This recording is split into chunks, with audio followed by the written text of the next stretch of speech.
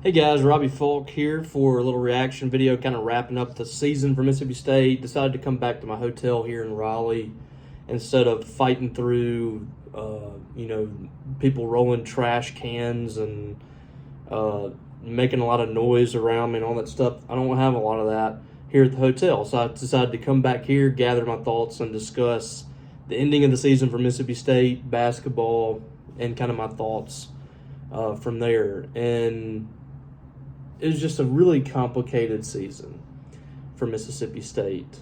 I remember last year being at that game in Charlotte, Mississippi State and Michigan State in the first round, and having very similar feelings that I do today about Mississippi State, and that I felt like they should have done a little more last year. The NCAA tournament game against Michigan State was really disappointing. The Bulldogs didn't come out and play that game well. It felt like Tom Izzo just outcoached Chris Jans in that game, and that they just really outworked Mississippi State. And I felt that way in this game too against Baylor. I felt like this was a very winnable game for Mississippi State. They had every right to win this game, and they just did not go take it. But that's been this team all year, hasn't it? I mean, we've seen this game in a very similar way happen for Mississippi State all season long. I look back at the Kentucky and Alabama games at home where Mississippi State was in that ball game, had a chance to win the last 4 minutes. You look at the Alabama game, they had a chance to win the game in the last few seconds, and they weren't able to go win it. They did the same thing against Texas. You had a chance in that game to really take hold of the ball game, and you allowed Texas to get the momentum early. Then you dug yourself out of a hole and you tied that ball game, took it into overtime, and you were never able to win the game from there. And you're just fighting an uphill battle the entire way. Did it against Oklahoma. Did it against Arkansas. In some ways they did it against Missouri. I know they lost that game by double digits in the SEC tournament, but they were down by 2 points in the final 4 minutes and lost that game by double digits. This was a team that was, first of all, just really bad closing out ball games.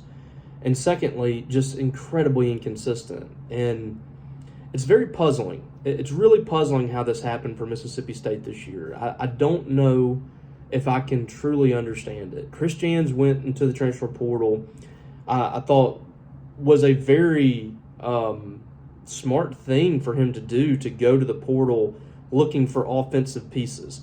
His first two teams played extremely hard on the defensive end, top 25, I would say, in a lot of metrics defensively in those first two seasons here at Mississippi State, and they just did not have the offensive pieces. Josh Hubbard carried that team a lot of times last year to staying in ball games, to winning ball games, or what he was able to do as far as his volume scoring, but they just didn't have a lot of options. So he decided this year he was going to go out and get more offensive playmakers. And I think that's the right idea. And I think on paper, he did a really good job. You look at what Claudell Harris and Kanye Clary and even Riley Kugel, from a numbers perspective, what they did at their schools, playing in Power 4 conferences, adding that to Josh Hubbard, it made a ton of sense for Mississippi State. You went to Georgia and got R.J. Melendez, who was a solid defensive guy on the perimeter. When you're losing a guy like DJ Jeffries, you need to add that piece, and he brought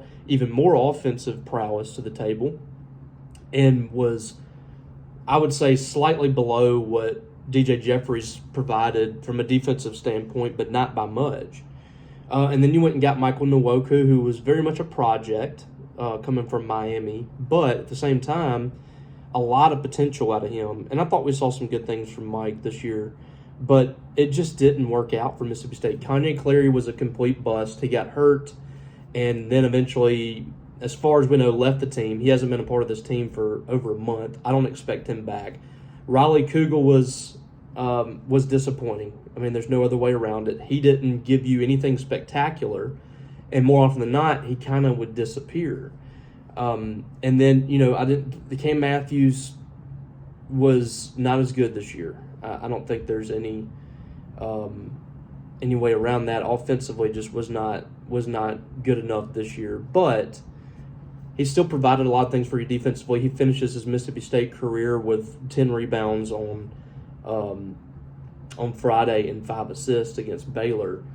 But you needed him to be a little bit better this year. Josh Hubbard was actually, I would say, better than he was last year, and that's a tough thing to do when you have a spectacular freshman year to come back as a sophomore and be even better, because this is usually the time where you take a little bit of a step back. You hit that sophomore slump, so to speak.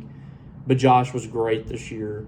But you didn't leave him any room for error in this season. And that's kind of the issue here is State just did not play well enough outside of Josh Hubbard for them to have a spectacular season. And just looking at Hub this year, I mean, he finishes with he shot 9 more three-pointers than he did last year and made the same amount of three-pointers. So he just he did not take a huge dip. I thought, a lot of times people talked about how Hubbard was hurting the team or whatever. He averaged 19 points per game, which was 2 more than he did last year. He scored nearly 50 more points than he did all of last year. He had 47 more assists and just 1 more turnover than he did all last year. So the assist-to-turnover ratio was a major jump for him this year as he slipped into that point guard role, had about the same rebounds. He had 3 less rebounds this year. So Hubbard was, I thought, really good this season, finished his second team All-SEC. But State, just looking at this game, just from a microscope here with Mississippi State, 75-72. They lose to Baylor, and it was lost in the first half and then in the first 10 minutes of the second half. So I would say that the first 30 minutes of the game is where Mississippi State lost this game. A lot of people point towards late in the game, but the game was lost, like a lot of these close losses that they had, was lost earlier in the game. Against Texas, they lost that game in the first half. Sounds strange when you go into overtime and you have an opportunity in overtime, but you're not in that position if you come out and take care of business early. State didn't take care of business in this game. The rebounding was just despicable against a team that was smaller than them. Mississippi State was out-rebounded 37-29. They were out-rebounded by 8. And they gave up 15 offensive rebounds and 22 second-chance points. Now listen here, 22 second-chance points and 15 points off of turnovers. That is not quite, half of Baylor's points, but a lot of their offensive production came from Mississippi State giving them opportunities. The points off of turnovers, so Mississippi State turned the ball over 14 times, and then offensive rebounds that turned into points. And some of these offensive rebounds turned into 2 offensive rebounds. We saw 3 or 4 chances for Baylor in some of these possessions. So Baylor was able to close out the half, and what Mississippi State had gone on a little bit of a run. Josh Hubbard, Cam Matthews, and Keyshawn Murphy come out of the game with 2 fouls, and they sit for like the final 2 minutes plus. And during that stretch, State got nothing done offensively. Without Josh Hubbard in the game, they could not do anything on offense. So you have that, and you allowed them to get a 5-point lead going into halftime, and they carried that momentum into the second half. And before you know it, State's down 11 points, and we've seen that before. They dig themselves a hole, they climb back in it, and have a chance, and they can't get over the hump, and that's what happened. Baylor was able to build an 11-point lead. State comes back, ends up cutting it to 1 on a couple of different occasions in the final minute, but they just could never get that stop, or they couldn't get the score they needed. It was one of the two. When they needed to get a stop, they couldn't get the stop. When they needed to get a score, couldn't get the score. That's a mark of a team that just doesn't find ways to win. And you either have a team that finds ways to win or finds ways to lose. And this year, Mississippi State found ways to lose. So, really disappointing loss here. Josh Hubbard was fantastic on the biggest stage. 26 points and 11 of 18 shooting, 4 of 10 from 3. He did have 5 turnovers. That was tough, but he kept Mississippi State in the ball game with what he did offensively. Claudell Harris had 13 points. He takes the final shot. I know a lot of people were upset on that, but, Hubbard passed it off to him. They were taking what the defense gave him on that play. Hubbard probably should have taken a shot there. I would much rather Hubbard taking a contested shot there than Claudel Harris. But it is what it is. Again, Mississippi State shouldn't be in that position. 13 points for Claudel, 11 points for Riley Kugel, 4 of 6, 3 of 5 from 3. He had a couple of turnovers. He actually got State back in the game with some three-pointers late. I didn't think he played terrible in this game. Keyshawn Murphy was just non-existent in the first half, and he gave him a lift in the second with 10 points and 4 of 7 shooting. And then Cam Matthews just 2 points on free throws. I don't know what happened with Cam this year. There was some, I don't know what it was, but it seemed to be offensively just not looking to create his own offense. It seemed to be a little bit timid, and that's just not like him.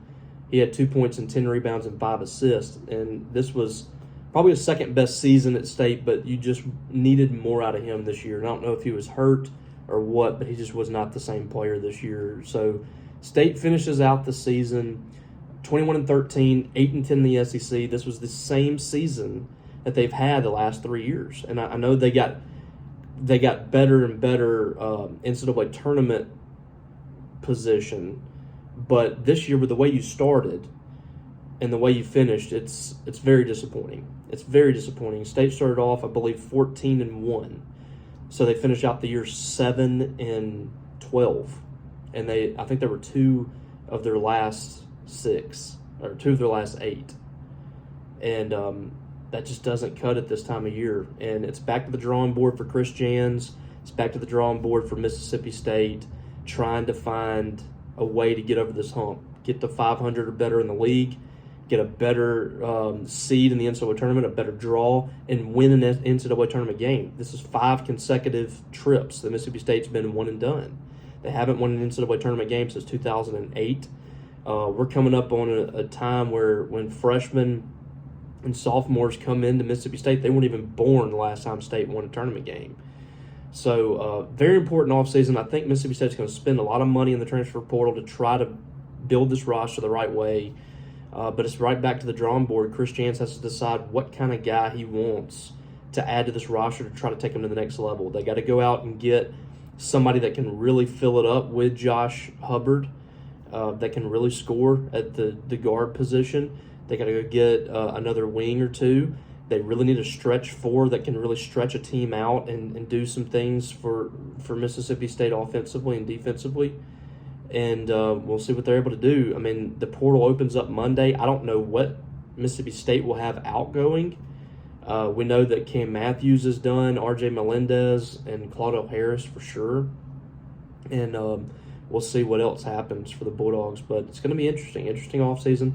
Chris Jans has reset the expectations here. He's got Mississippi State to 3 straight tournaments, and that is awesome. This is something that's only been done twice now in school history, and nobody should scoff at it. Nobody should act like it's not a big deal. It is a very big deal for Mississippi State to go to the tournament. But everybody's tired of just going to the tournament now, and they want to win. They want to win more games. They want to get beyond 21 wins. This is the ceiling right now. He's got to bust through that glass ceiling. 8 conference wins, 21 wins overall, and a first-round exit in the NCAA tournament. That has been Chris Jans these first 3 years. And now it's up to him to find a way to get past that and to further the expectations, because he's really done an amazing job taking State to that next level. And now they got to go to the other level. And so, we'll see what happens. Already several SEC teams are out of it. Vanderbilt, Georgia, State, Texas, who else? I forget. 1 or 2 more have already lost. And so we've had a couple more that had scares. I still contend that the SEC is going to have a tough time in this tournament, just because I believe that the wear and tear of the season that they've played, I think, is going to affect this conference. And I think in the second week, you're going to see a lot of teams bow out, and it's going to really dwindle quickly. And I know that's going to happen anyway, but I just think it's going to be tough for the SEC to have a loaded Elite Eight, a loaded Sweet 16, because of the record that or the season that they've had. So we'll see what happens. But I appreciate you guys for being along for the ride. Thanks for following our coverage over at Maroon and White Daily. We're proud to cover the team in Nashville and then all season long and here in Raleigh too. And we'll be covering the transfer portal as hard as anybody. Paul Jones is going to be on top of that starting Monday, so you want to come check us out right now. We got $1 for the first week. You can check us out. We'll have full coverage of the transfer portal, men's and women's basketball. We are the source for Mississippi State basketball. You want to come check us out. We're going to be following this baseball team now full go and seeing where they go. I'm about to check in the baseball game, see how they're doing at Oklahoma. Hopefully they can get things turned around, and we'll have all that covered for you. So come check us out. Subscribe to this channel if you haven't already. I appreciate you guys for supporting this channel as well. But other than that, I hope you guys have a great weekend, and we'll catch you down the road.